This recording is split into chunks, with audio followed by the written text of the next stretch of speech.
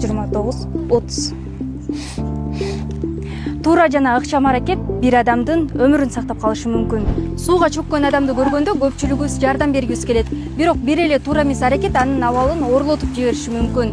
Мындай абалга кептелбеш үчүн алгачкы туура жардам көрсөтүүнү билип алыңыз. Сууга чөккөн адамды алып чыкканда биринчиден түз катуу жерге жаткырабыз. Таш жок, түз жерге колдон келишинче. Түз жерге жаткырып туруп, эң биринчи эмне кылабыз? Дем алуу жолун ачыш керек. Дем алуу жолуна кандай кийимби, кандай нерсе болсо дагы алдына жумшагыраак коюш керек да. Оозу жабык болуп калышы мүмкүн. Билесиңер, эекти эки кол менен катуу басканда анан оозу ачылат адамдын. Андан колдо эмне бар? Платочкабы же кандай футболкаңды айырып болсо дагы адам чөккөндө кузушу мүмкүн. Оозун тазалаш керек. Биринчи оозду тазалап туруп, анан кийин пульсту текшеребиз. Пульсу барбы, жокпу? Мурдуна кулакты такап, көз менен бул ичин көрөсүңөр. Эгер адам дем алып атса, кыймылдап турат да. Текшердик, баарын тазаладык. Пульсу бар, андан массаж башталат. Эки киши болсо, бир киши башын кармап турат, экинчи киши массажды баштайт.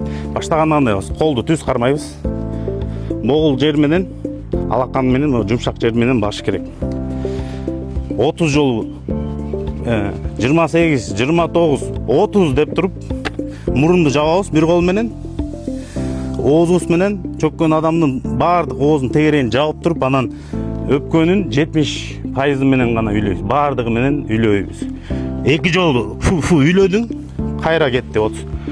Бул адам өзүнө келмейинче жазайсыңар жана тегеректеги адамдарга уже айткылыш керек, алып тез жардамды чакыра бериш керек да. Тез жардам келгенге чейин жүрөккө түз массаж токтогош керек. Биринчи жардам көрсөтүп атканда эсине келген болсо, багы кузат, ичинде өпкөдөгү суулар чыгат, аны капталга жаткырабыз.